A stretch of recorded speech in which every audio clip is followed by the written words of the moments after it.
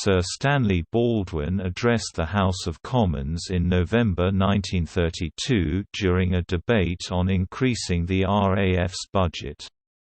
I think it is well also for the man in the street to realize that there is no power on earth that can protect him from being bombed.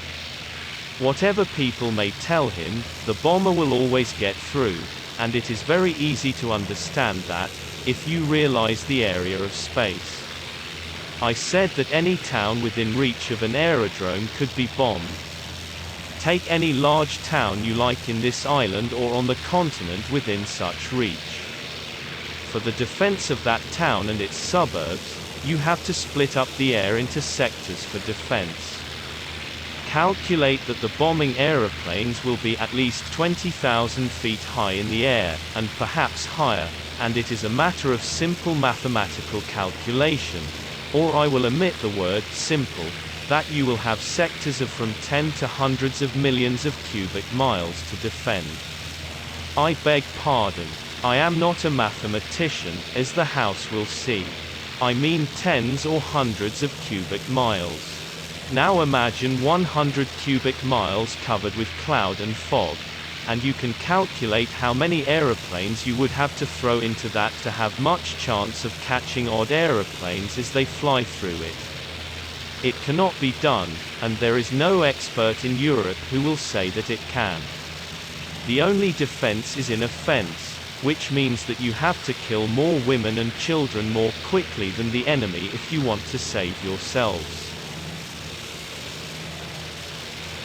However, the work done on developing radar by physicist Robert Watson Watt in 1935 negated Baldwin's hypothesis.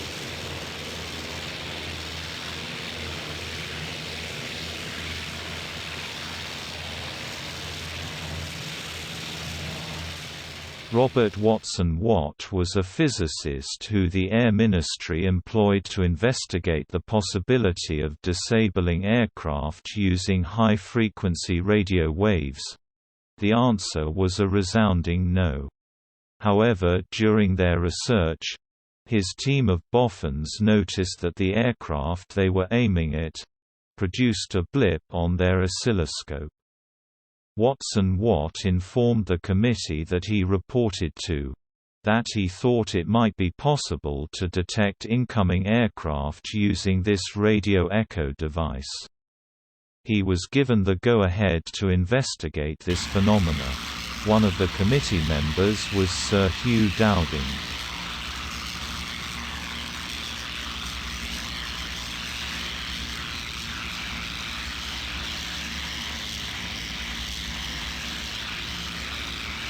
Once Watson Watt's boffins had perfected the equipment that they had invented, 19 radio detection stations were built along the eastern coastline of Britain. They were given the code word, "chain home." They were top priority for the RAF and would soon be 50 in number.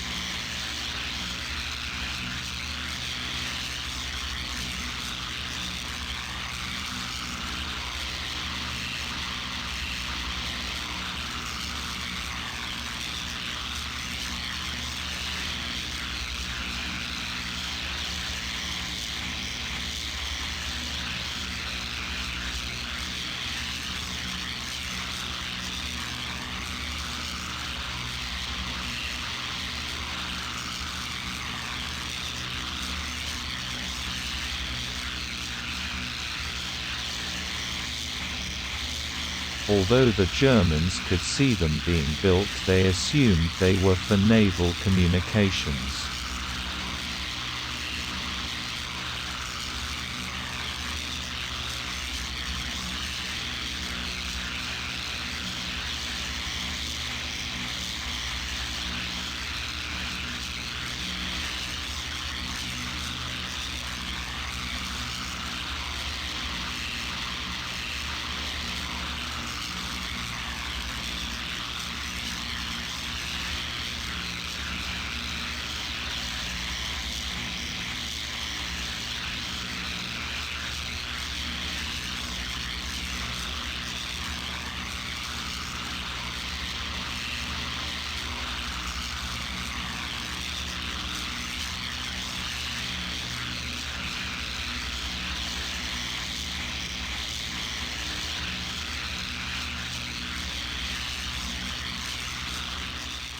Stanley Baldwin's observations of 1932 got people in government thinking that the vast cost of buying aircraft in order to cover the standing patrols required to protect against bombing was just not feasible.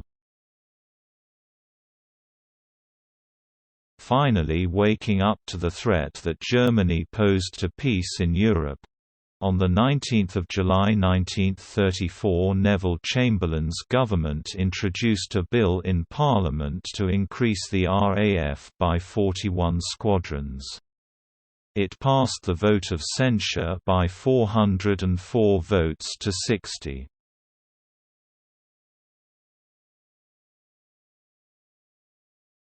The Air Ministry now had the task of bringing the RAF up to date and providing modern aircraft to those 41 RAF squadrons. This they set about with gusto, and specifications were sent out to all aircraft manufacturers.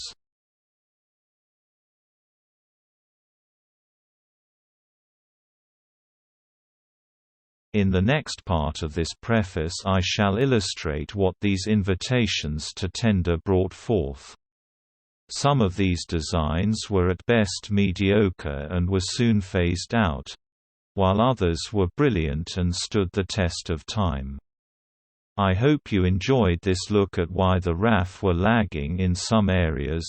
We are just lucky that the politicians woke up in time. Many had no idea that to design an aeroplane, its engines and equipment, and then to build it and create a manufacturing environment for it, takes years. Many asked the question during the RAF expansion debate, what war? Being ignorant of the timescales or the threat looming on the horizon.